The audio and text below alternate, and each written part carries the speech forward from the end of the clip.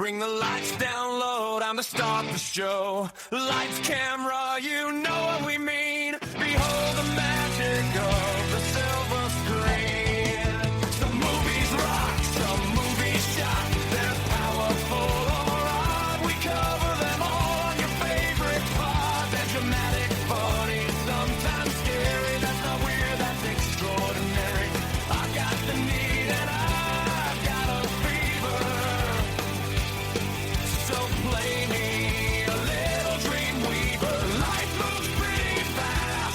Some will fizzle and some movies last. I understood there would be no math. It's the 30-something movie podcast. Be excellent to each other. Peace out and word to your mother. They're from the best decades. Movie magic that never fades. Lightsabers clash, phasers set to stun. Action-packed from dusk till dawn. We have deep thoughts and questions three. Come share our love of the movies we see. Life moves pretty fast.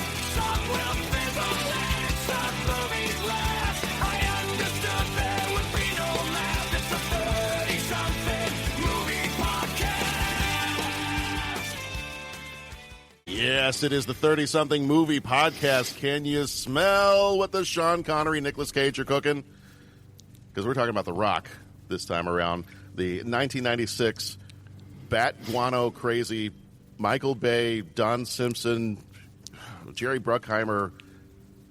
I think these are all gentlemen who I think have the mind and heart of a 10-year-old who's been fed too many pixie sticks. And I think that's what we get when we get this movie. And I'm not saying it's a bad thing, but if you've ever encountered a 10-year-old that's had too many pixie sticks, I think that explains some of what we get in this movie. So I am John Reed. I am the host of the 30-something movie podcast, and I am very, very excited here tonight. As usual, I have Bo with me. Bo, how are you doing? Well, John, how are you? I'm excellent. It's almost the end of the school year. At the time we're recording this, we're almost done, so that horizon is in sight. The finish line is there, and I'm not even somebody who runs any races, so I'm really excited for that finish line. Amen to that. Well, but I am also very, very excited because we have some very special guests with us this time around that wanted to come on and talk about The Rock. If you have not listened to the Accidental Legends podcast, I don't know what you're doing with your life, and you should immediately regret every decision that you have ever made. You need to go find it anywhere that you find your podcasts and go listen to it because it is outstanding. I absolutely love your guys' podcast. Matt, Dirk, how are you guys doing? Oh, good. Appreciate it. Thank you. What an intro. Holy cow. Yeah. I'm ready to go chew through rocks or wood or something. Let's go. There we go. Well, just real quick, tell us a little bit about what is the Accidental Legends? Like, what's the premise behind Accidental Legends? So the premise behind Accidental Legends is movies, music, TV that face some sort of adversity. The artist didn't like it. It had production problems, any number or myriad of things, but still somehow, despite all the odds, became iconic. That is outstanding. And one of your first episodes, in fact, I think it was the first episode, is one that is always near and dear to my heart. That was Star Wars, was it not? Yep, we thought if we were going to start something, we might as well go big the first time out. Absolutely. Absolutely. It's better to, what is it? It's better to burn out than fade away? Exactly. Yeah. Go big or go home. Yeah. All right. Well, that is awesome. I am so excited to have you guys on here. I think if anybody listening to this will know that we are all kind of a part of the larger Shirley podcast universe. We're all friends with the Shirley podcast guys, and I think that's kind of where we've all had a chance to either meet each other or meet each other virtually. I know I didn't get a chance to come to Shirley Fest this year, but I'm looking forward to doing that this next year. So hoping to meet you guys. If you guys are going to be there, hoping to meet you in person this time around. I'm going to be there for sure. I'll definitely be there. Excellent. Yeah, my biannual trip to Branson at this point. Nothing wrong with it. Men of a certain age. Right. All right. Well, as I said, this time our movie is The Rock, and we spoil freely here, so just be warned. if we start to mention another movie other than we're going to spoil The Rock, but if we start to mention another movie and you don't want to hear anything about it, probably skip ahead 20, 30, 40 seconds or so, and then we should have moved on to the next thing at that point. But just be aware, because we don't really give a whole lot of spoiler warnings or alerts after this point. If you have not seen The Rock, I don't know what you're doing. Maybe you just woke up. Maybe it's some weird Rip Van Winkle situation. You've been asleep for over 30 years. You just woke up, in which case, congratulations and welcome. Welcome to The Rock. Go watch it now, if that's the case. If you've been in a coma, if you just woke up, whatever it is, go watch it and then come on back. It is outstanding, and you're going to be really confused if you don't watch this before you listen to us talk about it, because the craziness and amazement that is this movie, I'm not sure will make sense if you just listen to some dudes talk about it without having seen it. Not a chance. It needs to be experienced. It is an experience in all the ways. Otherwise, I'm worried that if people have not seen this and they listen to us talk about it, it's going to be kind of like, you know, when somebody tries to describe a dream to you, and about 5 seconds into the description of the dream, it just sounds like they are rambling. It sounds like a 4-year-old trying to tell you a story. Yeah. And there was a thing, and then they had snakes, and then the snakes were like this, and then a balloon, and then. And did you know Alcatraz has a mine underneath it? Right. I think there's a certain level of a younger audience right now that's going, oh, I thought he was talking about wrestling, and they're tuning out now. Right. Yeah. Do you Sorry, some guys. That would be a very different movie if this was if they do a remake of this someday where it's The Rock starring The Rock. I don't know what kind of weird inception that would be, but I love this plan. I'm going immediately. I'm excited about this. Rock 2, Electric Boogaloo. I think we Boogaloo can will make it tell you happen. puke. Yep, there we go. All right. And then if you have not headed over to our website, 30podcast.com, you can leave a rating there, leave a voicemail. You could become one of our co-executive producers on Patreon, and we thank so much all of those that have done that to help support the show. Again, we're not doing this to make money. We're doing this because we love it, and we love to talk movies, and we love those of you that are part of that. We love to talk movies with you, get to know you, get to fly halfway across the world and share a pint of Guinness in a bar in Dublin with one of you, talking about you, Podrick. And it's just so much fun. We do it for fun. There's a cost associated to doing this, so it's wonderful for us that there are those that want to support us in that way. So we just thank you from the absolute bottoms of our heart for that, because it is amazing and humbling that is a part of what we do. So, all right. Let's go ahead. We'll just go ahead and dive on into some of the trivia on this one. So this one came out on June 7th, 1996, rated R, with a runtime of 2 hours and 16 minutes, directed by Michael Bay, who also did Bad Boys and Armageddon. Writers, actually the writers on this one, there are so many of them that they are not even listed, but you have several that are on here. You have David Weisberg, you have Douglas S. Cook, you have Mark Rosner. Between them, they've done movies such as Double Jeopardy, Criminal, Blanco, and Empire City. Producers were Jerry Bruckheimer and Don Simpson, who did Top Gun and Crimson Tide. Composers were Hans Zimmer, who did The Lion King and Gladiator, and Nick Glennie Smith, who did The Man in the Iron Mask and We Were Soldiers. Cinematographer was John Schwartzman, who did Seabiscuit and Pearl Harbor. I'm glad that Pat is not able to join us just yet, but he will be on later, because if he hears me mention Pearl Harbor, then we'll be off on some 10-minute tangent about how it's the worst movie ever made, and we'll never get to talk about The Rock. So, editor for this one is Richard Francis Bruce, who did The Shawshank Redemption and Seven. Production company is Hollywood Pictures, Don Simpson, and Jerry Bruckheimer Films. The budget was $75 million. The box office was $335 million. Flickmetrics gives it a 71%, and CinemaScore gives it the score of an A. Sean Connery, who passed in 2020, plays Captain John Patrick Mason. He was in The Untouchables, It's the Chicago Way, and The Hunt for Red October. Nicolas Cage was Dr. Stanley Goodspeed. He was in Con Air and Face Off. Ed Harris was Brigadier General Francis Hummel, who was in Apollo 13 and The Truman Show. John Spencer, who passed in 2005, is FBI Director James Womack, who was in Copland and The West Wing. David Morse is Major Tom Baxter, who was in The Green Mile and Contact. William Forsythe was FBI Special Agent Ernest Paxton. He was in Dick Tracy and Things to Do in Denver When You're Dead. Michael Biehn was Commander Charles Anderson. He was in The Terminator and Aliens. Vanessa Marcil was Carla Pestalozzi. She was in General Hospital and Las Vegas. Claire Forlani was Jade Angelou. Dreamweaver. I believe you can get me through the night. Tony Todd, who passed in 2024, was Captain Darrow. He was in Candyman, don't say it 3 times. He was in Final Destination. And Jim Caviezel, Jesus himself, was the rear F-18 pilot.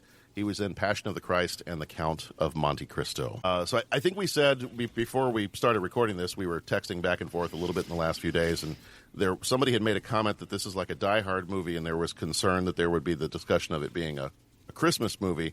And I did want to make sure that everybody was fully aware that this is an Easter movie because there is a rock involved. There's very colorful little orbs that we're searching for, and Jesus is in an F-18. So this is very clearly an Easter movie and not a Christmas movie.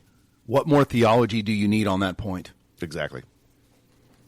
And I believe Pat one time told me he felt like watching this movie was a religious experience. So Close enough. yeah.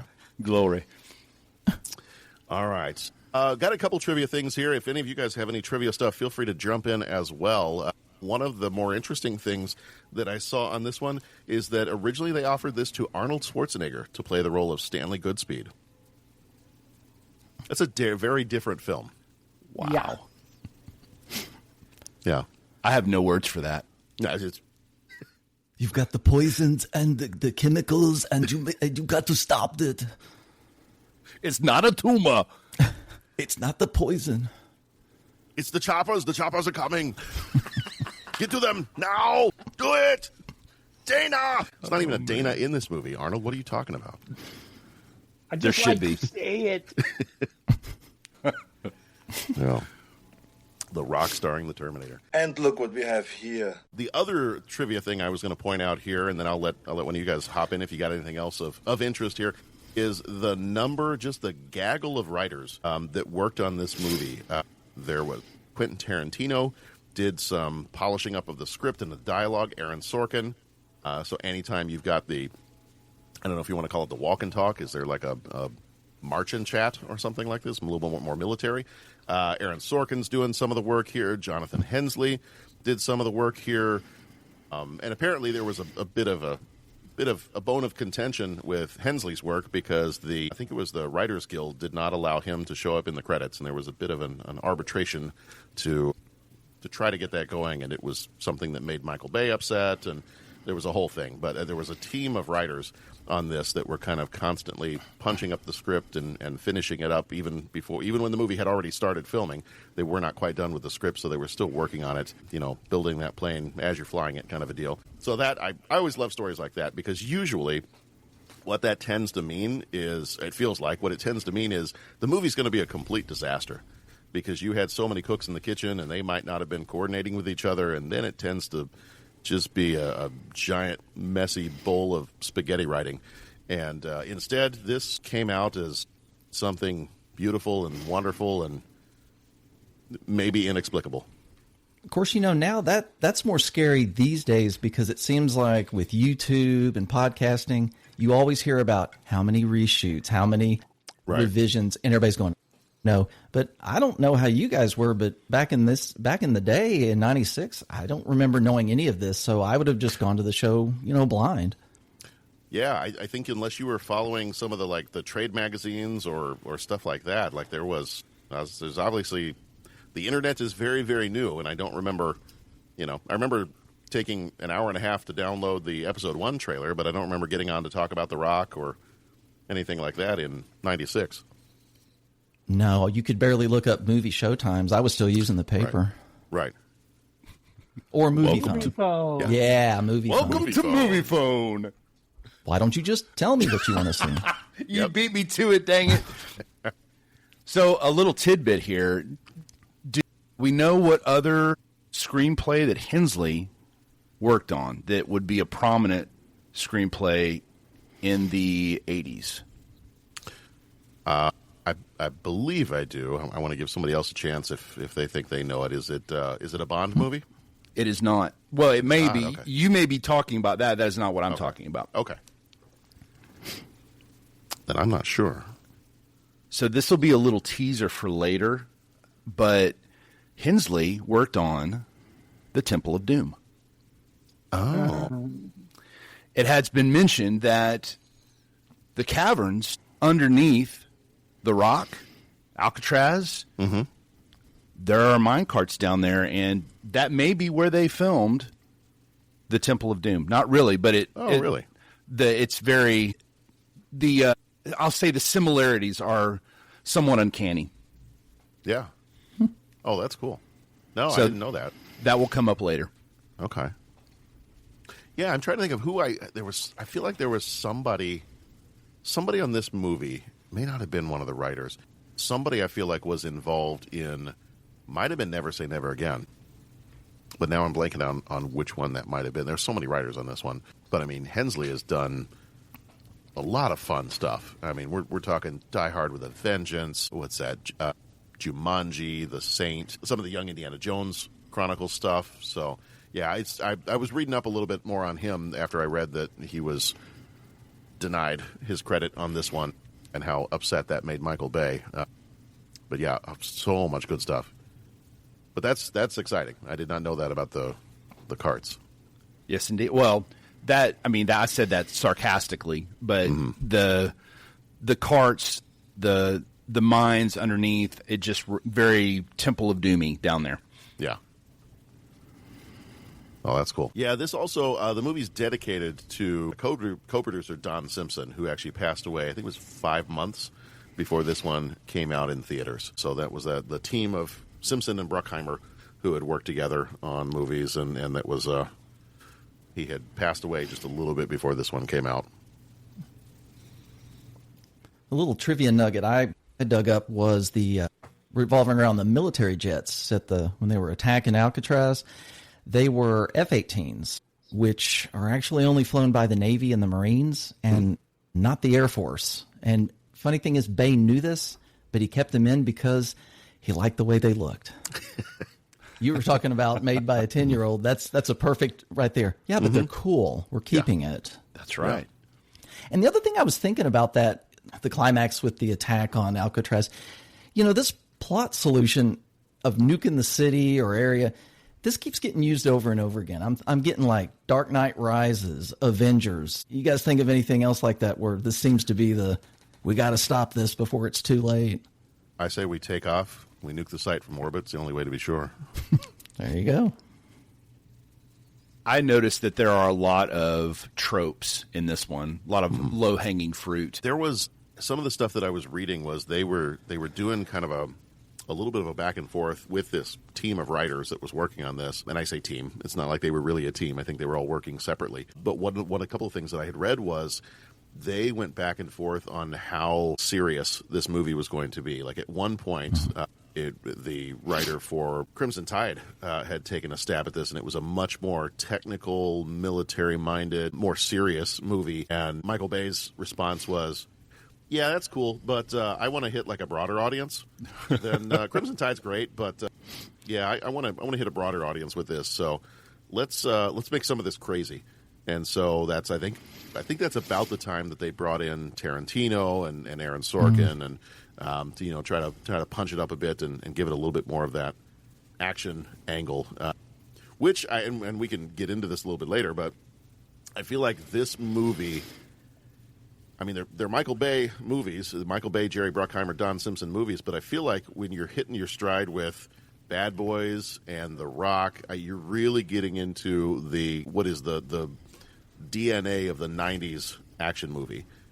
We've talked before on our show about how you kind of argue that when you come to like music and movies and things like that, you don't really get into your new decade until you're at least a few years into it. Like you're not really into everything. Still looks a little 80s until about 1993-ish, and everything is so you're just starting to hit your stride in kind of 95, 96 with here is what action movies of the 90s are going to look like. And I can't think of, between when I picture them all, they are pretty much all Michael Bay, Jerry Bruckheimer type movies. It's Armageddon, it's The Rock, it's all that stuff.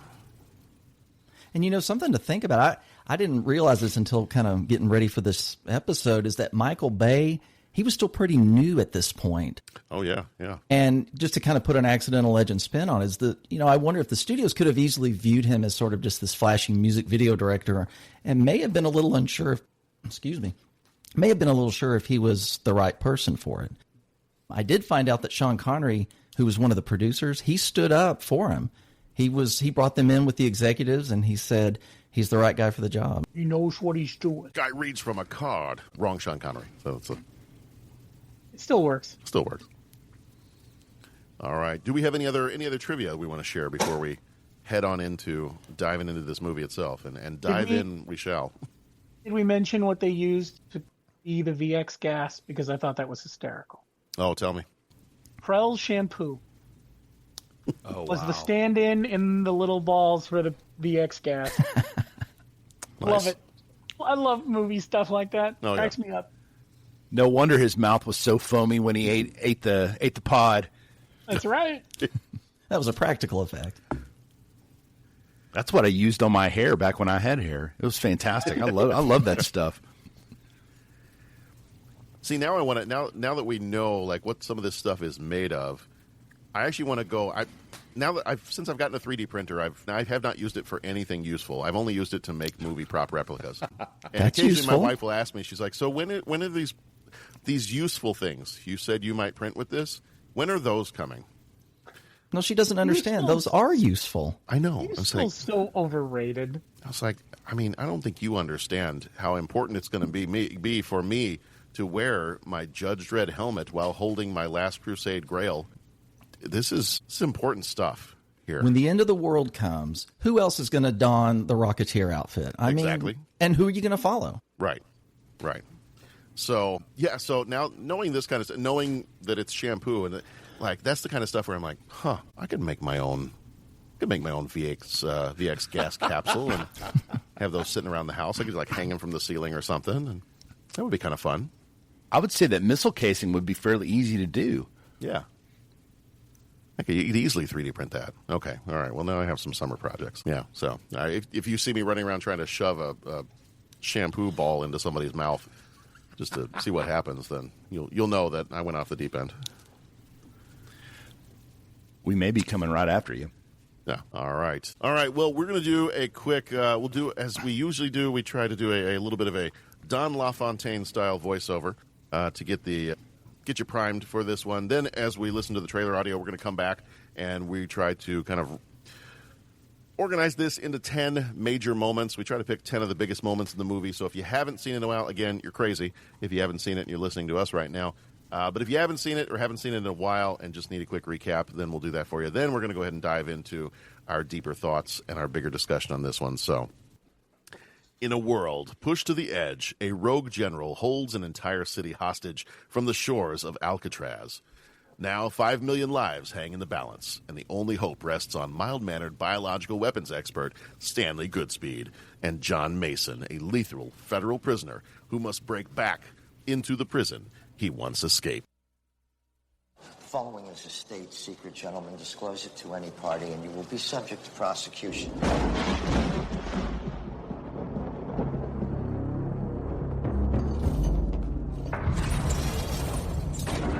His name is John Mason, British national, incarcerated on Alcatraz in 1962. Escaped in 63. There's no identity in the United States or Great Britain. He does not exist. Secrets have a way of coming back to haunt you. There's a hostage situation on Alcatraz. Hostage? 81 tourists. The Rock's a tourist attraction. The one you train to defend you becomes your greatest threat. A battery of VX gas rockets is presently deployed to deliver a highly lethal strike on the population of the San Francisco Bay Area. And the one you abandon becomes your only hope.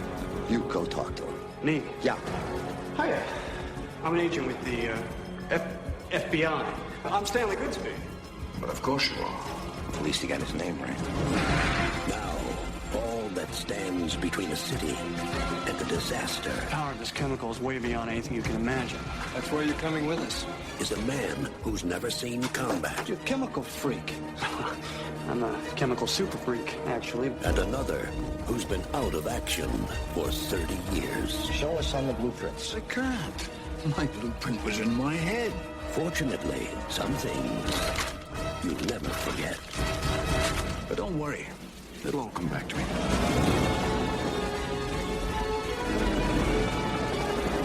From Don Simpson and Jerry Bruckheimer, the producers of Top Gun and Crimson Tide, and Michael Bay, the director of Bad Boys. Welcome to the Rock. We got visitors. Sean Connery. You sure you're ready for this? I'll do my best. Your best. Losers always whine about their best. Yeah. Nicolas Cage. Listen, I'm just a biochemist. I drive a Volvo, a beige one. So what do you say you cut me some friggin' slack? Ed Harris. Fire.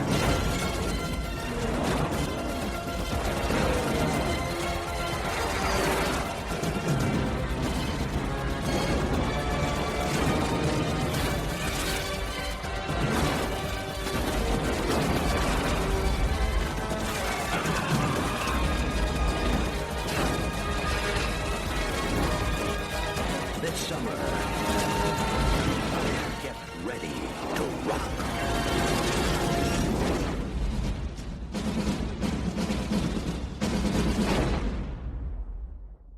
All right, welcome to The Rock, gentlemen. Our 10 major moments here. The raid on the VX gas. Fed up with the U.S. government's underhanded tactics and abandonment of fallen soldiers, Brigadier General Francis Hummel and his rogue group of Force Recon Marines, including Major Tom Baxter, steal 15 rockets filled with the lethal VX gas from a military facility. The rogue Marines then seize control of the former prison on Alcatraz Island, taking tourists and guards hostage while threatening to launch the chemical weapons at the San Francisco Bay Area unless a $100 million ransom is paid to compensate abandoned military families. The Department of Defense plans a subterranean counterstrike led by Navy SEAL Commander Anderson, recruiting FBI chemical weapons specialist Stanley Goodspeed to disarm the weapons and reluctantly liberating John Mason, an illegally imprisoned British operative and the only man to ever escape Alcatraz. After signing a pardon that FBI Director Womack immediately destroys, Mason escapes federal custody at a luxury hotel and leads the Bureau on a destructive high-speed car chase through San Francisco to briefly see his estranged daughter Jade before Goodspeed tracks him down. The Navy SEAL team infiltrates the island's tunnels, guided by Mason, but they are quickly ambushed in a shower room by Hummel's forces when Anderson refuses to surrender. A fierce shootout initiated by Captain Fry and Captain Darrow leaves the entire SEAL unit dead. With the military team eliminated, a cynical Mason prepares to abandon the island until Goodspeed reveals that the VX gas would also wipe out Mason's daughter and Goodspeed's pregnant fiancée, Carla. The duo then joins forces to successfully disable 12 of the 15 rockets. After Mason deliberately surrenders to stall the Marines and buy time, Goodspeed manages to disable another rocket before he is also captured by Hummel's men. The pair eventually escape their cells. Mason initially leaves Goodspeed to handle the remaining threat alone after assessing that Hummel is a soldier who will not kill innocent people. As the ransom deadline passes, Hummel fires a rocket but intentionally redirects it to detonate harmlessly at sea, confessing to his men that the threat was a bluff, realizing they will not be paid. And Darrow lead a bloody mutiny, killing Baxter and mortally wounding Hummel, who uses his final breaths to tell Goodspeed the location of the last missile. Unaware of the mutiny, the government authorizes a devastating thermite plasma airstrike to sanitize the island. Goodspeed kills the remaining rogue mercenaries, ignites 2 green signal flares to abort the attack just as the stray bomb detonates, knocking him into the bay, where Mason rescues him. And barely a scratch on him, too. Goodspeed deceptively reports back to Womack that Mason was killed, vaporized, in fact, in the explosion. Vaporized. Can they do that? It happens. It happens, absolutely. They can do that. Allowing his partner to escape to freedom. Sometimes later, Goodspeed and his new wife, Carla, travel to a Kansas church using Mason's directions, successfully recovering a secret microfilm containing the truth behind the JFK assassin that the 00 agent Mason had been hiding all along. Oh, I'm sorry. Was I fodder for added, a sequel that never got made. Sorry, I added that part in there. I'm sure we'll discuss. Yes, to be continued in The Rock 2. Electric Boogaloo. Explosion Boogaloo, yeah. There you go. Mm-hmm. VX gas Boogaloo. Yes. All right. It is now time for us to dive into some of our deeper thoughts on this one. So let's go into the bowels of Alcatraz and see what we can find there.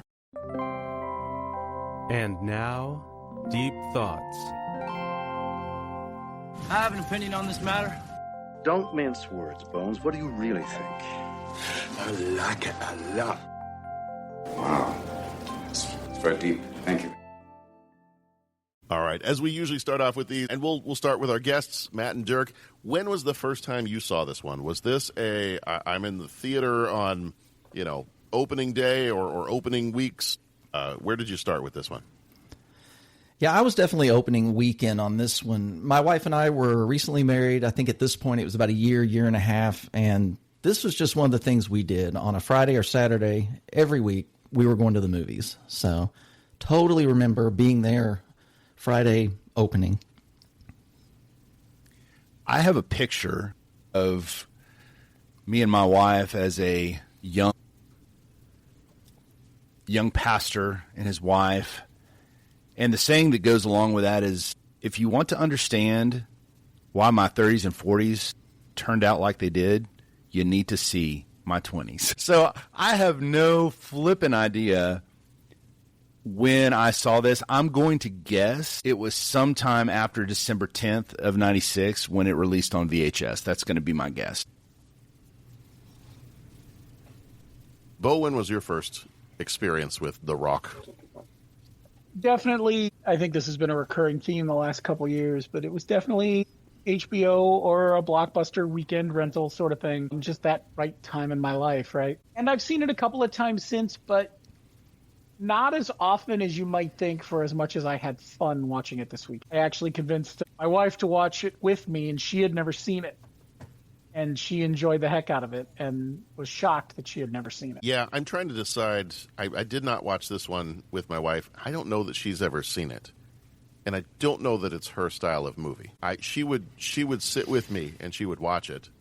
But there would, I think, be a lot of... What tends to happen is... she then becomes her own Mystery Science Theater co-host when there's movies that are not quite her style, but she has to sit and watch them. We end up with a lot of running commentary, and this tends to happen a lot with Keanu Reeves movies. She's not a huge fan of Keanu Reeves, and so there tends to be a lot of commentary that comes along. In particular, the one movie that she did watch with him in it, and I'm going to blank on the name of it, but there's a scene where he's like running through a vineyard yelling a woman's name, going, Victoria! And she couldn't get past that. So we have a lot of running commentary when she is gracious enough to watch it with me, but it's not necessarily her speed. I'm going to guess that's not John Wick. Sorry, Dirk. My wife does the same thing to me when I'm playing music in the car, so I just let her pick the radio. Yeah. Discretion being the better part of valor most days. Absolutely. John, I just have to drill down on this. She's only seen one Keanu Reeves movie? No. She's seen more than one, but she does not care for Keanu Reeves as an actor. Okay, I misunderstood. I thought you said that she'd only seen the one. Oh, no. She lives with me. She's seen more than one. Yeah. Yeah, she wasn't given a choice in the Correct. matter. Let's not, Correct. Like she has been very gracious about it. She has seen more than one. Did she ever see Dracula? She'll love that one. I don't know. Keanu Reeves, Right. It is the man himself. I don't know that she's seen that one. I feel like it's coming out on... If it's not already out on 4K, I have a whole list of 4K movies that I haven't bought yet, and that's on my list of ones that I need to get, because I'm not sure I actually own a physical copy of Dracula, so... I'm just thinking she'll MST3K the British accent he attempts. She absolutely will, yeah. Yeah. That's one of those greats up there with the Kevin Costner in Robin Hood, and yeah, or the Egyptian accent that Sean Connery has in The Highlander. Oh man, right. Or the Egyptian Spanish accent that I don't even know. So many bad accents out there. We're talking about Sean Connery, who played a Lithuanian captain. That's also true. Yeah. Yeah. Patrick, what was your first experience with The Rock? Well, and first of all, and I want to say your name right. Do you prefer Matt or Matthew?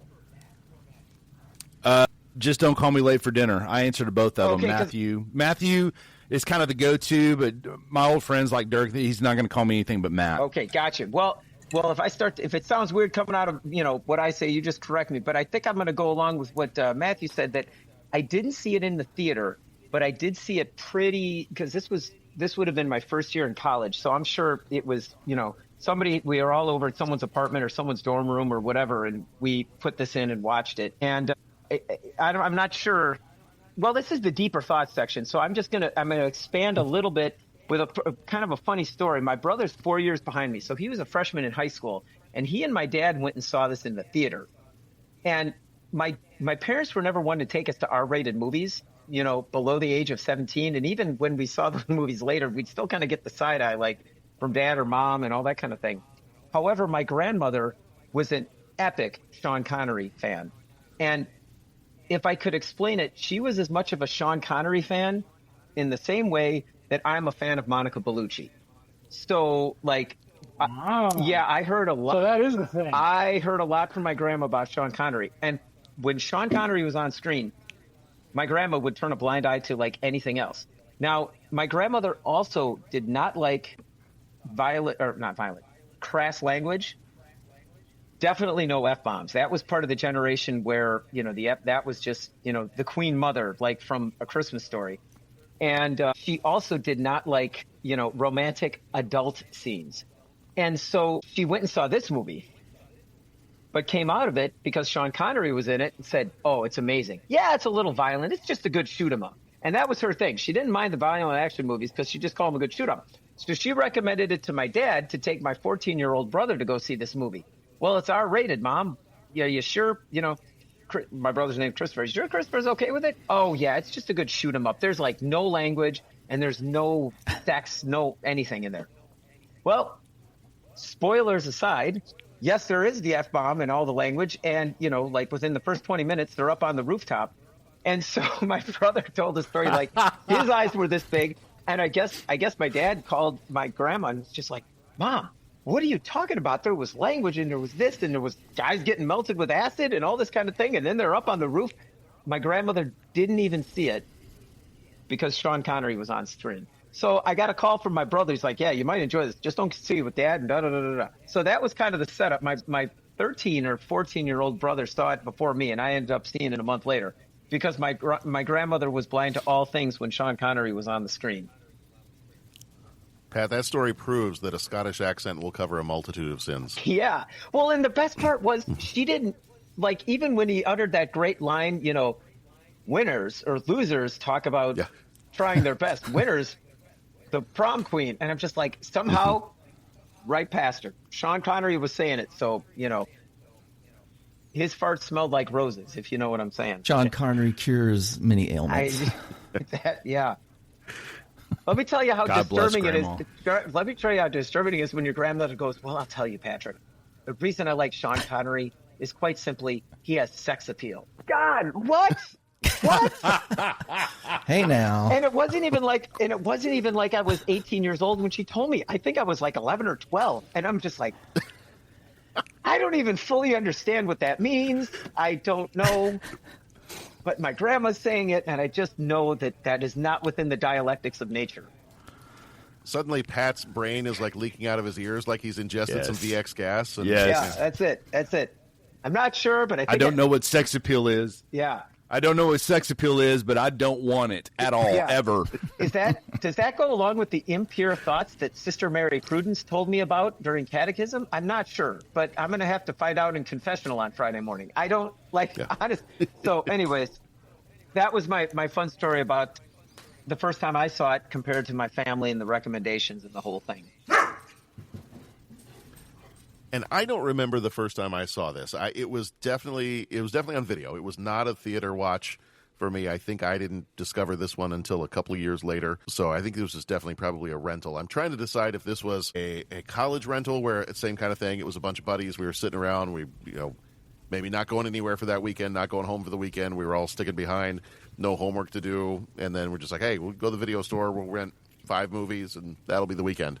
So I would imagine that is probably the first time I saw this one. It might have been a combination of somebody might have been on a Michael Bay kick and said, hey, let's get Bad Boys, let's get The Rock, let's get a bunch of other of these kind of action movies. So I think that is probably the first time I saw it was in a situation just like that.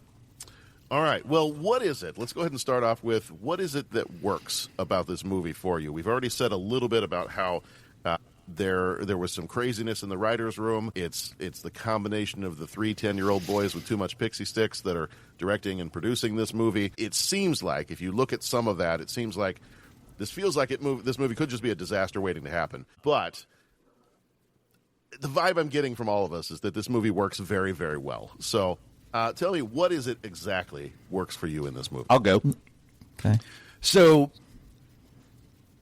for me, there is so much low-hanging 90s action fruit, and if loving it is wrong, I don't want to be right. It's kind of like a bologna sandwich. You don't want a bologna sandwich every day, but when you need one or when you want one, you don't have to pretend that you don't like it. So it's all the little things. It's raining during the 21 gun salute, and he's talking to his dead wife, and he waited until she died before. We're talking about Hummel, before he kind of goes off the reservation and does the awful things that he has to do, and he lays down his honors. The Congressional Medal of Honor. He lays it on the headstone, and he says, "Barb, I'm just going to do this thing. I got to make it right." I love the music. So I'm going to talk a little bit about the music later when we get into some of the soundtrack stuff. But when the opening music came on, it was Pavlovian. I got chills. I'm ready to go. I'm ready to see The Rock again. And there's just all the swashbuckling fun. That's what I call it. Anytime it's just good time. It doesn't have to make sense. It just needs to be cool, and something needs to get killed or blown up. And if we're with that, hey, we're good.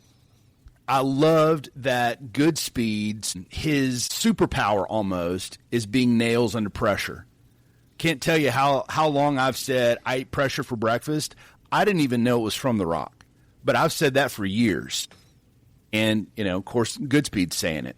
And then the final thing, and I'll shut up, is Vanessa Marcel. So I watched this with my wife because my wife was a significant fan of Sonny and Brenda on General Hospital. So I could see, babe, all we got to do is watch this movie. You can see Brenda. Brenda's going to be doing her thing. And I was a little horrified myself when it was on the patio. So that was not what I expected the first time we went through that, but that's what we got. And so, yeah, that's what works for me. And especially if that bologna sandwich is floating towards you in slow motion and exploding while you're just about to eat it, then it's exploding Doritos that are flying into my mouth. Yes. Yes, have some. I'm in. Yeah, Matt, I want to expand on what you said about the music in the intro. Is for sure when I turned it on this time and you hear that, and all of a sudden you see the Bruckheimer Simpson, I'm thinking Top Gun, Days of Thunder, The Rock. Yes, okay, this is exactly what I paid for. And in my notes, I've got written down, not even 15 minutes in, and all caps, so much intensity. Everything is super intense. I mean, am I supposed to be laughing? I'm laughing a little bit when I'm watching this. I know it's supposed to be a serious action movie, but I'm kind of laughing. I'm having a good time. I like the poison stakes. I think they're great. We got to stop the poison. We don't want it to destroy. Even worse, your girlfriend's in town. Your daughter's in town. Or was it granddaughter or daughter? I can't remember. Daughter. Your daughter's in town. And it's like, wow, this is great. You've just added a little bit more high stakes to it. The other thing I really enjoyed, and I'm a gamer. There's a group of guys, we get together about once a month and we play games and stuff. And I'm watching the way that this movie is structured. It's like a D&D adventure or Call of Duty. You know, you get your group, and then the first room, dodge the fire. Now we're in the sewers. Now we're going into the levels, and we're going to get ambushed. I mean, it's great. I felt like I was watching a video game go out, you know, play out. Well, what do you love about this one? I mean, everything that's been said already, add Sean Connery, add a crazy Nick Cage, the first time you see Nicolas Cage, he's chilling at his desk, and 2 minutes later, he is almost dying from some sort of sarin gas poisoning. I mean, it is a thrill a minute. You never stop. And that's a great movie. Like, there are tug at your heartstrings and tell a story in a different way. But the way this one tells a story is exciting and fun, and it's a thrill ride. And it's just fantastic. And it's great because that first part kind of sets up just how dangerous this is, so that when we get further in, you already know in your head, yeah, okay, this is serious stuff. It's bad news. This is worse than the stuff he was dealing with before. Like, you know what? That's a good point, because the stakes do just keep ratcheting up, up, up. And yeah. Those are the kind of stakes that take you from being Stanley Goodspeed, who says stuff like, you know, gee and golly, to how in Zeus's butthole did you get out of your cell? Yes! Yes! And it's so good. And, you know, Sean Connery's just up there. He's like, yeah, you know, I worked at it for a while. And he's doing his thing. Patrick, what works for you in this one?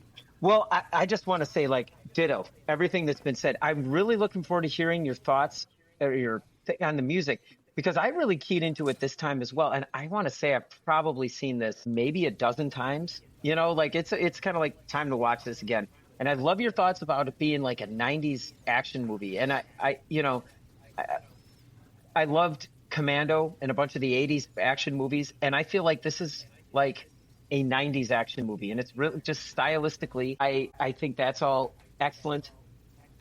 You mentioned the high stakes.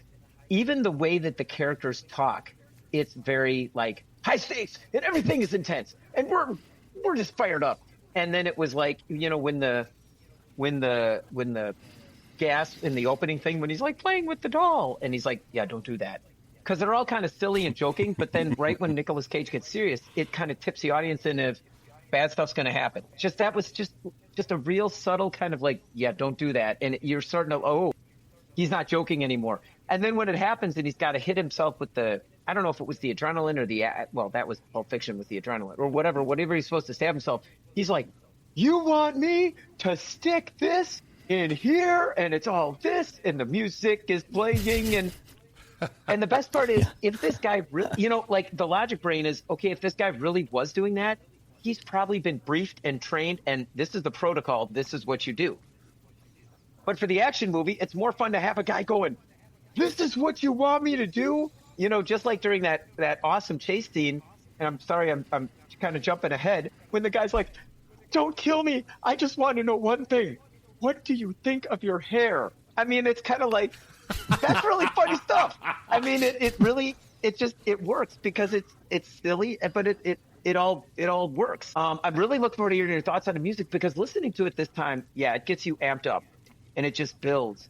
But then I heard like little hints of things in there, and I'm like, that sounds like, and I can't name the piece, but that sounds like this classical piece of music, or that sounds like this soundtrack, you know. And if you're okay, I see you nodding. Okay, so I'm gonna be quiet because I just can't wait to hear what you got for us when it comes time for that. And I'm trying to be really brief with my thoughts. I love the different, like, I love Michael Biehn being the SEAL team leader. Like, how cool is that? You know, the guy from Navy SEALs. I just love all the melodramatic speaking. When we first watched King Kong with my kids, my daughter looked at me and goes, Dad, how come everyone is talking like this? See, we're going to go out and we're going to get that big ape, see, and we're going to bring it back to New York. And she's like, is that how people talk? Well, no, that's just how people talked in movies during the 30s. Well, I don't know if everybody talks like this, but we are going to do this and break into this maximum security prison. Is that really how people talked in the 90s? Well, no, that's just how people talked in Michael Bay movies in the 90s. And it's just so fun. And then the last thing, and it really, really worked for me this time. And I'm sorry, because I'm kind of like, you know, what do you call that? I was trying to think of the reference, like I just won't give this up. But I love that video that tied this into being a James Bond movie. And I don't know if you guys had seen that before or if you watched that video, but it was like a ridiculous amount of detail that this guy went down to. And it's like he just categorically described how this movie really could be James Bond. Now, I'm not going to sit here and say that this is canonic James Bond, but I can't look away. Now I'm looking at it with the 30 years on, and I've lived through multiverses. I've lived through a Star Trek Kelvin timeline. I've lived through where like the everyday person can understand a multiverse, and we're going to Earth 22 or we're going to Square Earth. And so in my mind, when I look at this, I can't look away. And it's really given the movie new life, because now I'm looking at it as, what happens if that was James Bond in this time, in this world?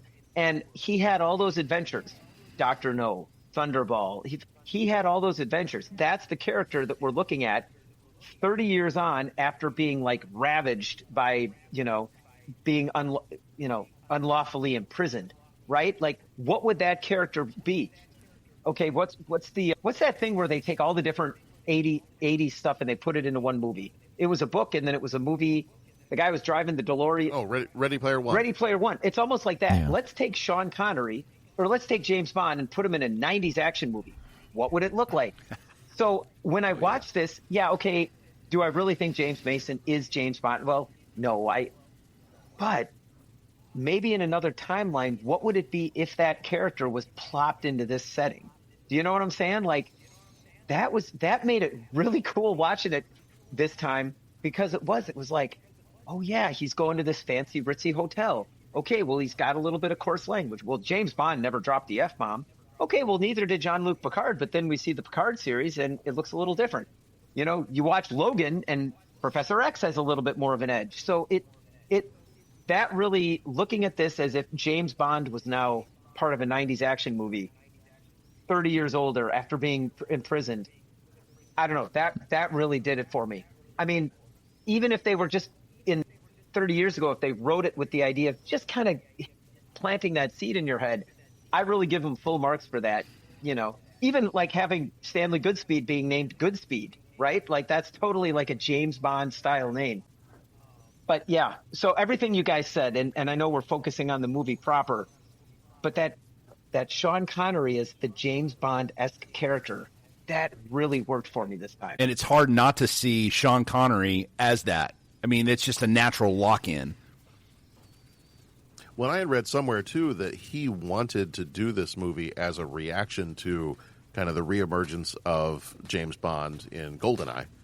He's like, hey, I'm not dead yet, so can we get me in an action movie, and can we do something, because there's some gas left in the tank, so can we make this happen? So I had read something that this, in a way, this was his attempt at saying, hey, I can still do this kind of stuff, so don't, that Pierce Brosnan guy is cool, but, I'm still here, kind of a deal. I'm not dead yet.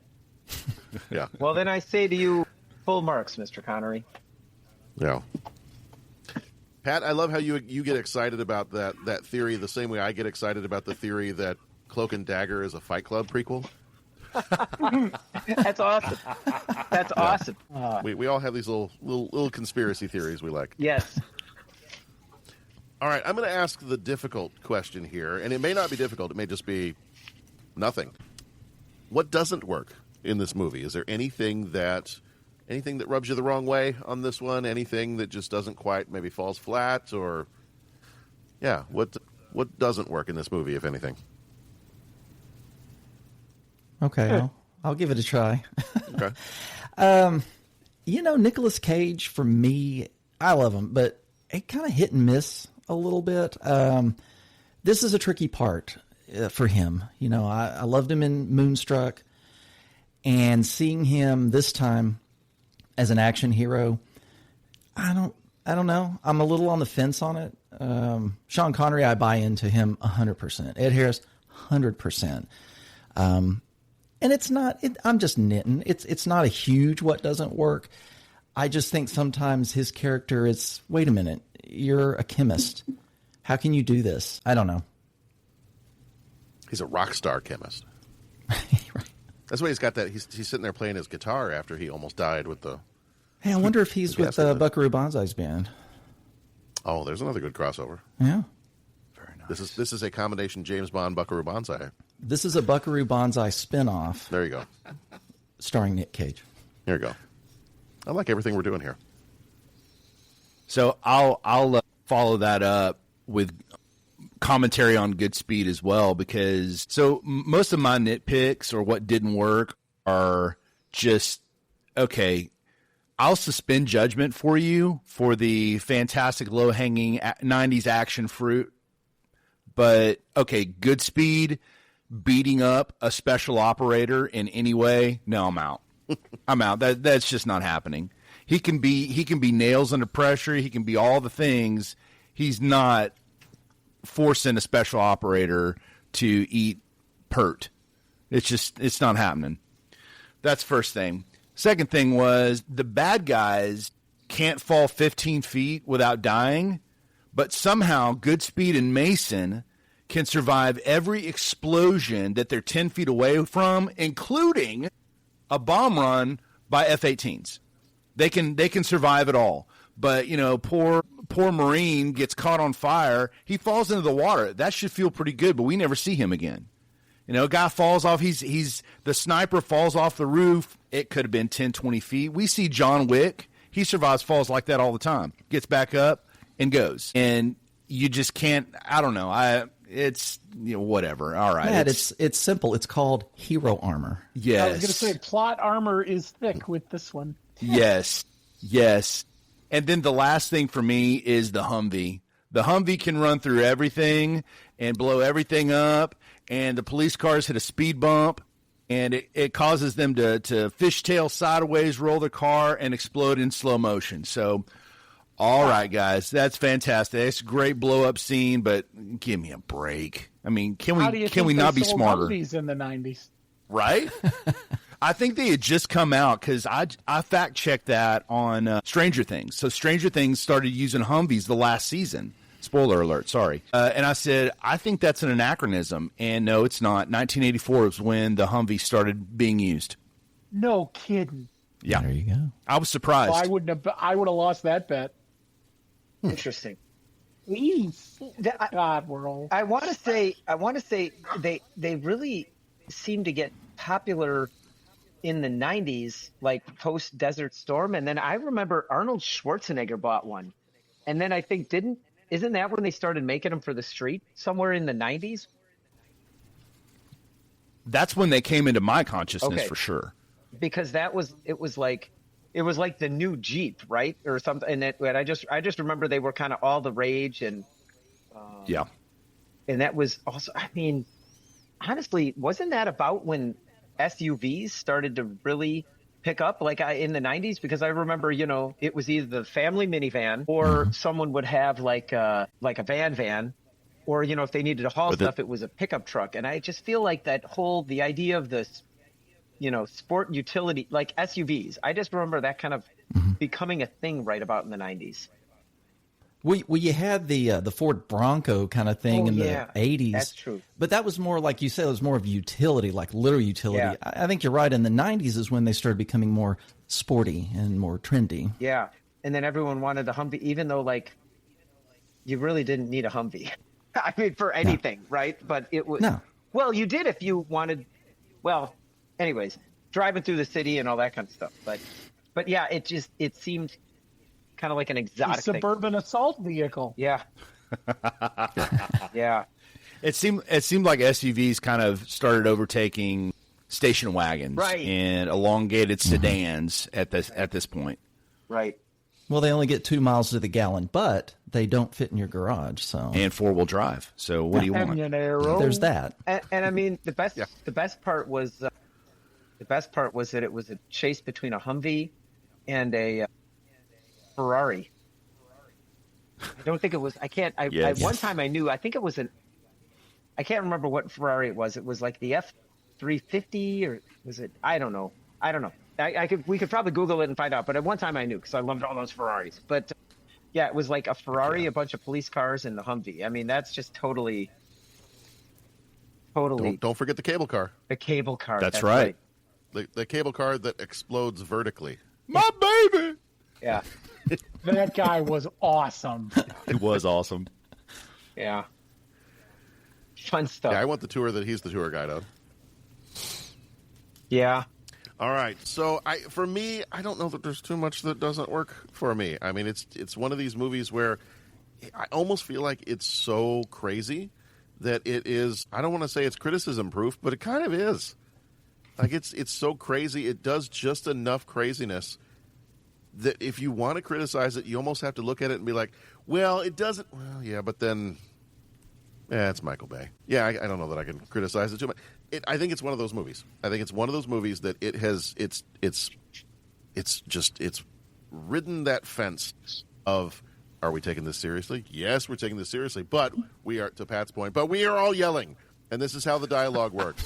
It's like, this is, what is Steve Carell's character in Anchorman. I don't know why we're all yelling. Loud voices! Very loud voices! We're in a Michael Bay movie, that's why. Yeah, it's like, well, and knowing that Aaron Sorkin was one of the writers, I'm like, it's like West Wing, if everybody just screamed at each other the entire time. Yeah. Wait, was Aaron Sorkin one of the writers for this? He was, yeah. Mm-hmm.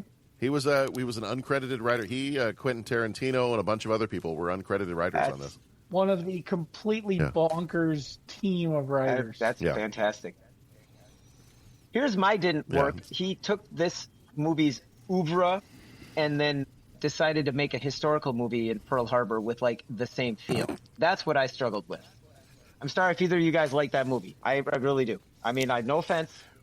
I'm trying to be happy, Pat, for the last couple of years. Have y'all done an episode on Pearl Harbor yet? Oh, not yet. Oh, well, I'm ready for that one now. Right. Buckle up.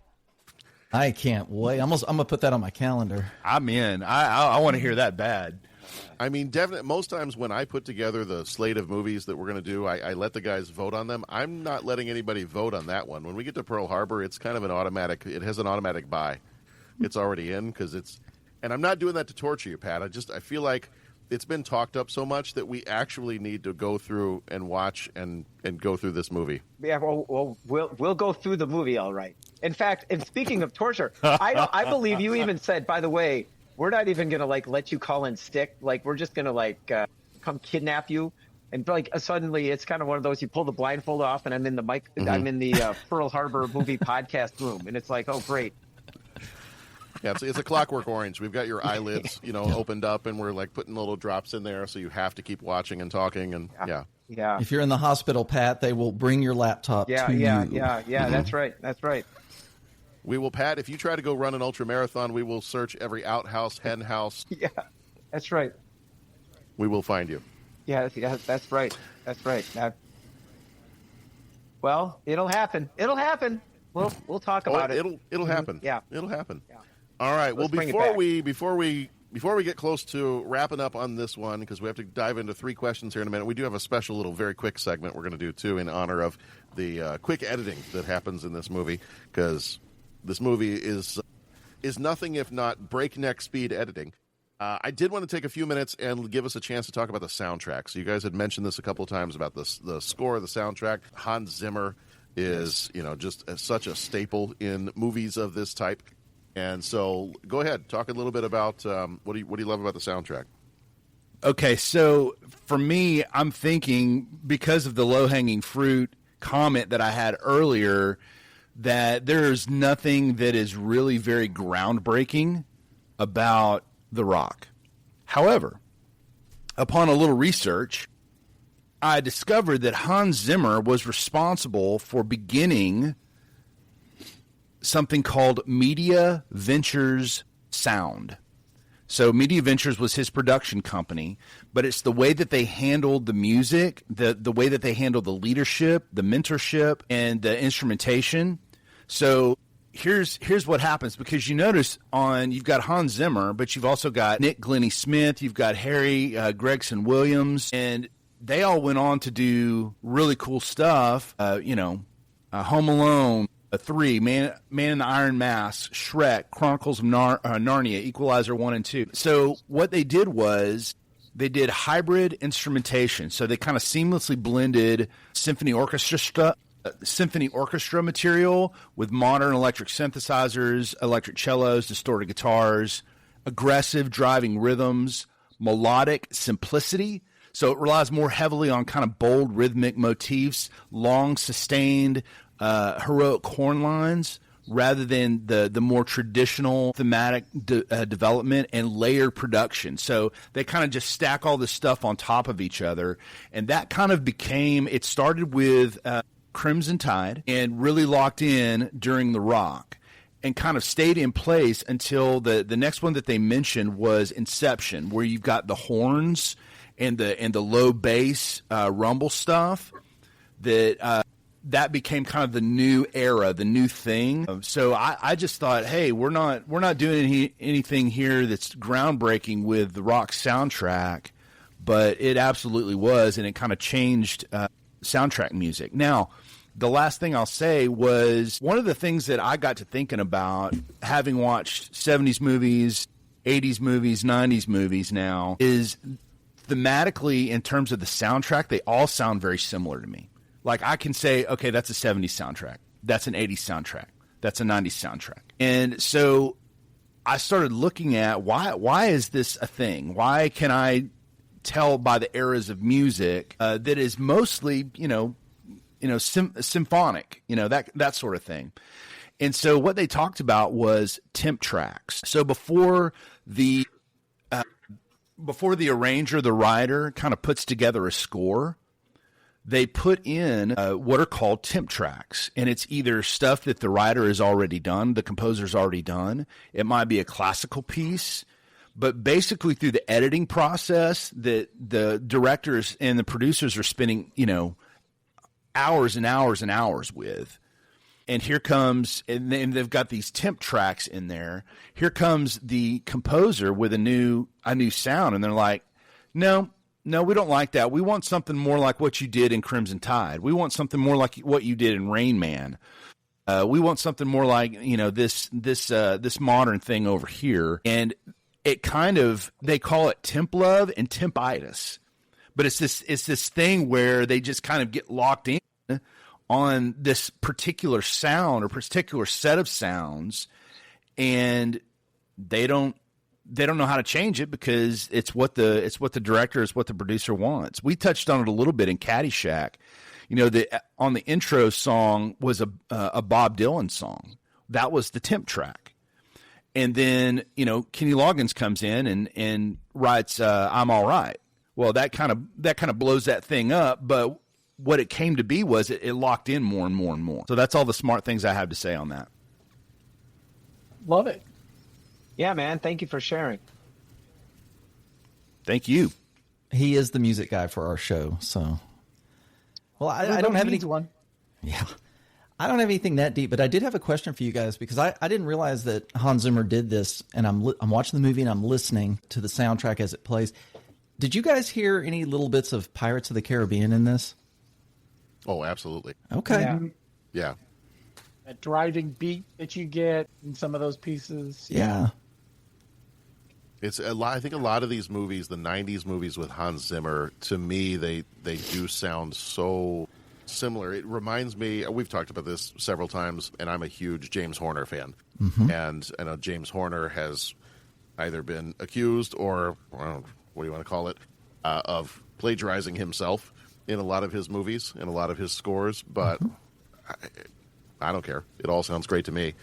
I do feel like there's a little bit of that, going back and watching Pirates of the Caribbean after having watched this one again. I'm like, oh yeah, okay. It's not the other way around. This isn't Pirates of the Caribbean. Pirates of the Caribbean is The Rock. Pirates of the Caribbean is this stuff. Yes, this time in particular, I'm glad you brought that up because this time I was like, this is so much like Pirates of the Caribbean. I'm actually picturing Jack Sparrow like prancing about on Alcatraz as the music is playing. Mm-hmm.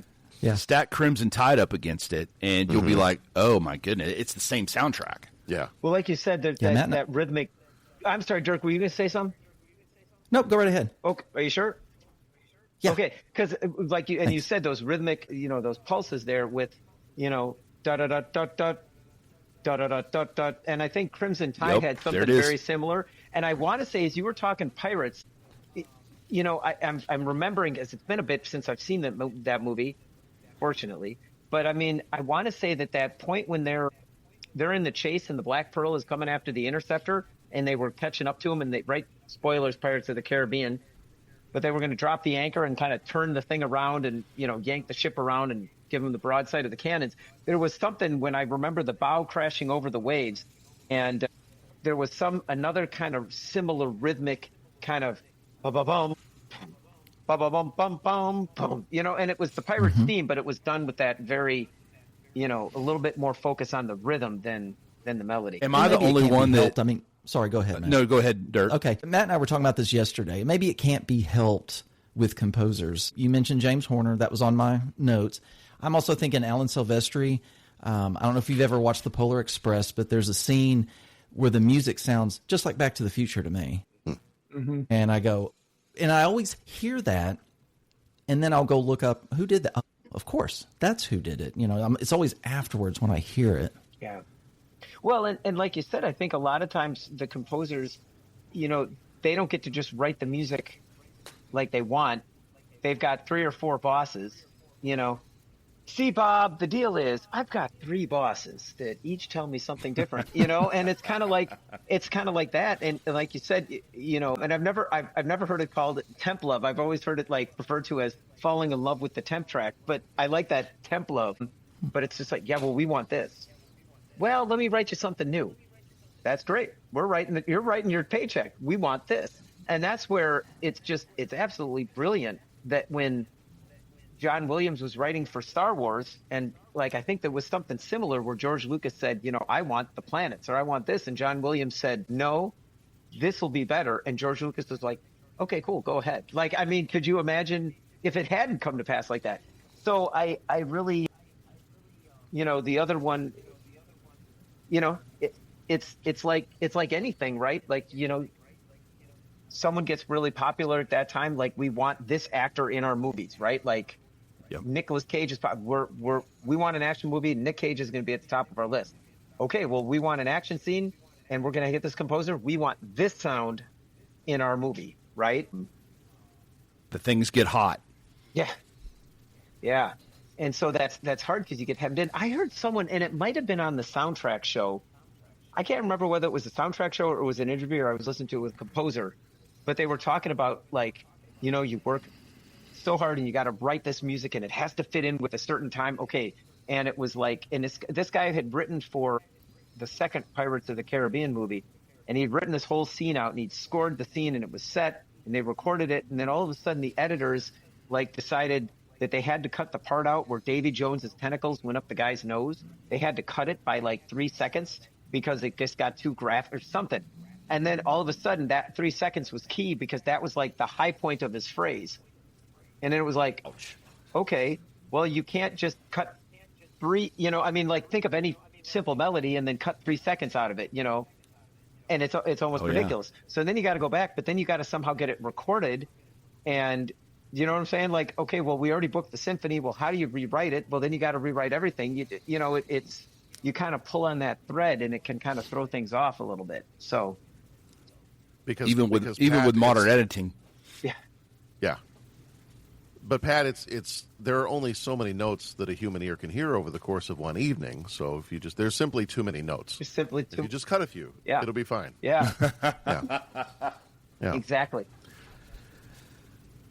All right. Well, before we go into our word association game that we're going to play and then our 3 questions, I did want to just ask real quick, is there anything else that we haven't mentioned that you are you're about to explode if you don't mention this?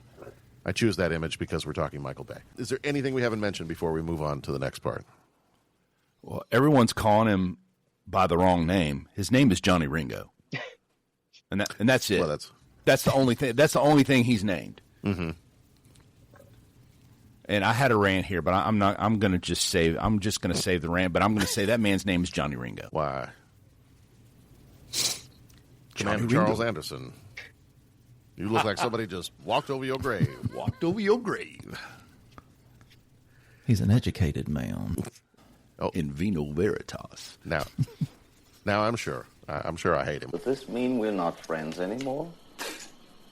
There's a scene where he takes one of the little chains of the VX nerve gas and he starts flinging it around like it's his cup in the bar. And It's that deleted scene does not end well. Let's just put it that way. It does not. No. All right. Well, in that case, we're going to take a moment here, and we're going to play a very, very quick rapid-fire word association game. We'll not take too long for this, but it just the rapid-fire editing that I think happens as a result of a Michael Bay-style movie is one that just invites the insanity of something like this. And so I'm going to say a word, and then just feel free to, we'll go around the horn, and I'll call your name, and just tell me what that word makes you think of. We'll do this quick, and just like this movie, we'll do it quick, and then we'll skip to a scene of helicopters, and then suddenly a scene of somebody reacting to something on some type of a display, and then the tour guide in the cable car, and then someone eating a hot dog somewhere, and so on and so forth. I just want to know, what do you think of your hair? I don't know why, but that just cracked me up, man. That laid me out. Which I'd say is okay for this podcast, but I'm looking around the pictures here, and I want to say that Dirk might be the only one with hair. Yeah. Yeah. Little known fun fact, John. When I turn my head, it's always in slow motion. Okay. All right. Yeah. Slow motion with explosions in the background. Right. Yeah. All right. Here is your first word. Your first word is flares. Matthew. Arms crossed. Dirk. Can I get a hallelujah? Patrick. Sparklers. Bo. I was going to go with sparklers, but now I'll just say so many memes. I was going to say Star Spangled Banner. There you go. For some reason, flares seem very American, especially in this movie. All right, second word, Ferrari. Patrick. Red. Matthew. Convertible is bad here. Dirk. Dreamweaver on a poster. Magnum P. Yeah. Nice. Yeah. I'm going to say model, because my dad and I used to build this. It was a Ferrari model that we used to have when I was a little kid, and we were building it together. Explosion. Bo. Slow motion walk. Dirk. Intense drama. Matthew. Everywhere, but not a drop to drink. Patrick. Boom. Mine, I'm going to go with the well-known actor Flash Bangwell. Character actor Flash Bangwell. Hey, who is now. responsible for all of the explosion sound effects you've ever heard in every movie. He's like the Alan Smithy of the explosion world. All right. Two more. Nick Cage. Patrick. Stanley Goodspeed. Matthew. Make your own kind of music. Dirk. A workaholic. Bo. All right, I just got... I'm going to say quirky vampire. Yeah, that's right. And last one, Sean Connery. Dirk. Zardoz.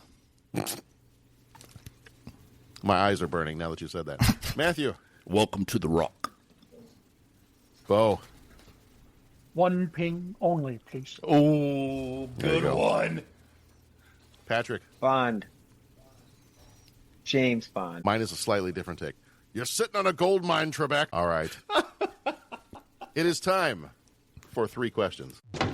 He asks each traveler 5 questions. 3 questions. 3 questions. It's impossible to answer. Impossible because you don't know the answer. Nobody could answer that question. I want to ask you a bunch of questions. I want to have them answered immediately. What you just said is one of the most insanely idiotic things I have ever heard. At no point in your rambling, incoherent response were you even close to anything that could be considered a rational thought. Everyone in this room is now dumber for having listened to it. I award you no points, and may God have mercy on your soul. All right, question number 1. The Rock takes place against the gorgeous hilly backdrop of San Francisco, a city that is absolutely packed with very famous scenery that we've seen in other movies, and maybe some of us have been there before. What is your favorite San Francisco landmark? I am going to forget the name of the road, but it's that windy, hilly road that they show in all the movies, and it's just fantastic to look at. Yeah. Yeah, is it Lombard Street? That sounds right. Yeah. Has anybody driven down Lombard Street? I have been a passenger in a car going down Lombard Street. I was too young to have a driver's license when we were there, but I have been a passenger when we were there. It's fun. Yeah, it's a neat street. Yeah. Dirk, what is your landmark? Well, I got to tour Alcatraz. I liked that. Yeah. That was a really neat tour. Something personal. For me, when we got to go, we were driving through the Presidio, and we pulled up to the Lucasfilm office. And we were just going to stand outside and take a picture. They've got a bronze Yoda. And an employee came out, and he goes, y'all want to come in and take a look around? You can. And we were just like, are you kidding? Yes. And there's all these props and costumes everywhere. It's like walking through a Lucasfilm museum. And they let us take all the pictures we wanted. We could hang around as long as we wanted. And I just thought that was really cool. That is awesome. Pat has a rant when it comes to Pearl Harbor. I won't go on my rant about how Chicago was supposed to have gotten the George Lucas Museum of Film and how it did not work out. And so the whole idea of a George Lucas Museum was very, very exciting to me until the residents of the city of Chicago poo-pooed the idea, and he got frustrated and went somewhere else. It was a dark day on the pod. It was. I was not happy. Matthew, what about you? What is your San Francisco landmark? I'm going to go with Alcatraz. I've been completely obsessed with that place for decades. I know it's kind of like saying Jesus in Bible school during the Rock, but, what's your favorite landmark, Jesus? What's your favorite prison, Jesus?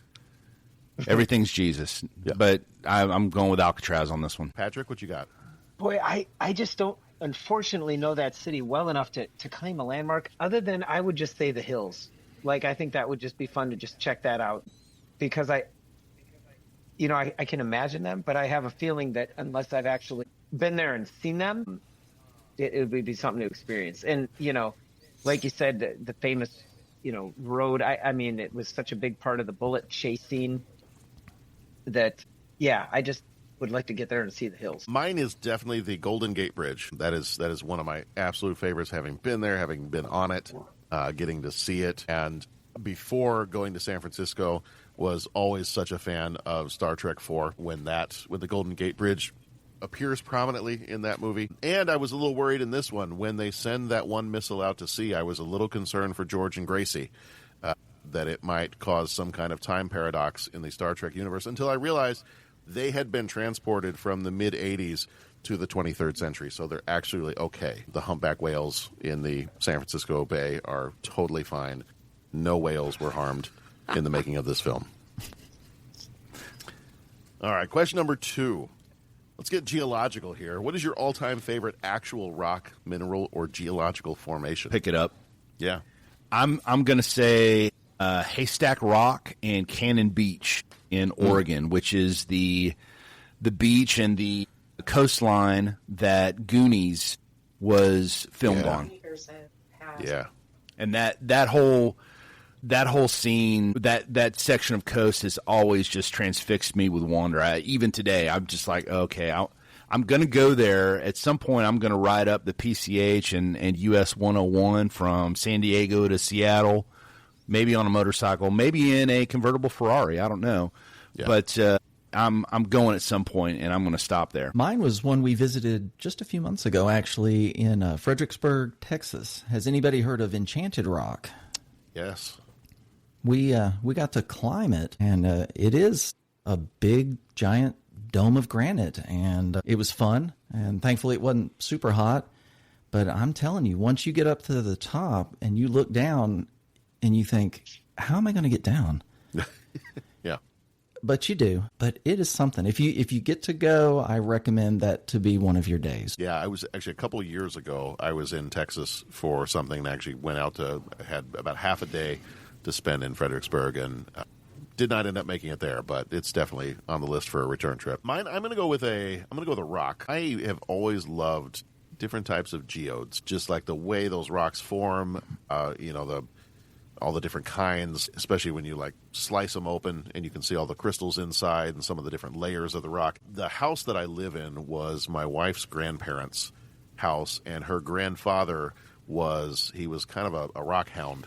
He would take rocks from places he probably wasn't supposed to, but that he had all these machines, some that he had invented himself, to cut the rocks and shape the rocks, and he would turn them into paperweights and jewelry and all kinds of other stuff. And so we have in our garage, we have bins upon bins of geodes that are still like uncracked geodes. They're still kind of in the circular, the round rock form. But we also joke because there are so many and were so many rocks in this house and in our garage that if you look, like, lining our driveway and lining other places around our house is just this like combination of crazy amounts of rocks and crystals and all kinds of other stuff. We have this massive piece of petrified wood that's in one part of our yard, and just all kinds of fun stuff. But the geodes, like especially like some of the like the blue agate ones, like the really, really colorful blue colors in those, I've always been a fan of those. I always like how those look. So I'm going to go with the geode as my rock of choice. Pat, what about you? What's your rock or geological formation? I'm going to have to say the Cliffs of Moher. I'm not even saying it right. The Cliffs of Moher, Ireland. Pat, it gets me choked up thinking about Ireland too, so don't worry about it. I know. Sorry, I'm going to say this big thing. I just found it an incredible area. I really loved County Clare. I just loved everything about it. So I would have to say the Cliffs of Moher and that Burren Trail running along the cliffs. That was just a very, very beautiful, wonderful area. There was the one we didn't get to go to this time around, so it's definitely on a return trip, is that Giant's Causeway area too. Yeah. Bo, what about yours? What's your rock or geological formation? You know, this is a tough one, but I think I'm gonna go with the canyon in the Wisconsin Dells. Ooh. Okay. And it's more because it's something I've been to. Like, I think I would really get a kick out of Devil's Tower. I think I get a real kick out of the Grand Canyon. But I've actually been through the canyons in the Wisconsin Dells, and seeing the river cut canyons and the way that rock is shaped has just always been, it's the strangest thing, but you're on the river, you're on this boat, and you're just kind of looking up, and the power of it is just, it's always astounded me. Yeah. Awesome. All right. And last question. Alcatraz is legendary for being an inescapable high-security fortress. What is your favorite all-time movie or TV prison? Well, I mean, I want to say, and I'm going to forget the name of it, but I have people on this podcast who are going to help me out. Guardians of the Galaxy. I almost picked they're in that space prison, and I forget the name of the thing. Yeah. But it's just so fun. Yeah. It's not Nowhere, because that's the giant skull in space. Right. Yeah. I'm trying to look it up real quick. So, I was gonna say, but that's the one. Okay. If only we had something to look it up on. Yeah. Right. I'm working on it. It is called The Kiln. There it is. Yeah. I knew it was one of those like one word, Marvel things, but The Kiln. They make lovely pottery there too. They do. They throw it well. Yeah. Bo, mine is kind of along those lines too. I'm going to pick Pente from Undiscovered Country. Yeah. Yes.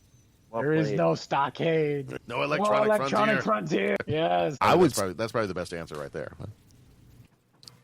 I would say Alcatraz, but we can't. So I'm going to say the Ohio State Reformatory, and which is the home of the prison where the Shawshank Redemption was filmed. Also, I did not know this. General Ivan Roddick in Air Force One was released from a prison. It was also Ohio State Reformatory, which is in Mansfield, Ohio, which is literally 45 minutes from where I lived for 10 years in Marion, Ohio. Ask me if I saw Ohio State Reformatory at any time, and the answer would be no. Because me. Pat, I'm going to ask you for yours. I'm going to assume I might know the answer, but I want to find out what it is. Well, I wonder I wonder if you know my answer. Well, yeah, I think I'm just going to have to stay. I'm getting it messed up, but whatever the Stalag was from The Great Escape. That's exactly what I had. Yeah, that was just, and I just love that. Was that Stalag Luft 3? Yep. Was that what that was called? Yeah. But, yeah, at least the one in, the way it was portrayed in the movie and all that kind of stuff, I just thought that was pretty awesome. You've fallen prey to one of the classic blunders. Never go in against a Canagallo when Great Escape is going to be mentioned. That's right. That's right. I had a couple of different options that I was thinking through on this one. I really, really enjoy the Erewhon prison that's in Face Off. The whole idea of the magnetic boots and the whole lockdown procedure and everything else. But the one I think I got to go with, the one that just always fascinated me as a kid, and that is the Phantom Zone in Superman. Yeah. Yeah, that's a good one. That was my number 2. The whole idea that you've got them locked away in this little pane of glass and they're just floating through space. That always seemed really cool. All right. Well, that is going to do it for this episode of the 30-something Movie Podcast. Before we tell you a little bit more about what we've got coming up over the next few weeks or so, I just want to one more time thank our guests from Accidental Legends, for Matthew and for Dirk, for being here. Thank you guys so much. Tell us a little bit what you guys have coming up here fairly soon. We've got this episode is The Rock for us. This one's coming out here in just a few weeks or so. So what have you guys got coming up in the month of July and August? Well, we just started season 2. We're dropping 1st of June. So I would say in July, you might hear some things like Tetris. You might hear some country music, possible Accidental Legends involved. That we're trying to steer a little bit different and not just getting the usual things. We're kind of just grabbing from all over the place, and we're really hoping to have a lot of variety this season. I guess just tune in, and you never know what you're going to get. That's awesome. I actually do hear Tetris all the time. I'm packing up my classroom right now, and every time I'm trying to slide something into the right spot in one of my storage bins, I hear the dun da da dun da da dun da da dun da, and then it gets faster, and then somebody somewhere just goes, and then I know I've lost completely. It's sad when that happens. Yeah. That's outstanding. Well, yeah, thank you guys so much for being here with us. It was so great to be able to have you guys on here and talk about this movie, and it's such a fun movie, and it was fun to get to talk with you guys about it. It was an honor to be here, and I truly mean that. All right, well, 30-something listeners, we've got some good stuff coming up here in the not-too-distant future. We're nearing the end of our month of July, our Maximum Destruction month. So far, you have probably experienced with us, if you're over on Patreon with us, we had White Squall was our episode for the month of July on Patreon, and then our Patreon short was on Spider-Man Brand New Day. Our regular episodes this month have been Independence Day, Dragonheart, Twister, and The Rock so far. Next week, we finish that one off with Eraser. So we've had some fun stuff this month. Lots of explosions, lots of destruction, maximum destruction, if you will. And then make sure you come on back here next week for Eraser. So in the meantime, thank you, Bo. Thank you, Pat. Thank you, Matthew. And thank you, Dirk, for being here. Thank you. Thank you, John. Thank you guys for being here. Thank you so much, guys. Really appreciate it. Talk to you guys later. All right, everybody. Be excellent to each other. Go watch some good movies, and we will see you back here next time.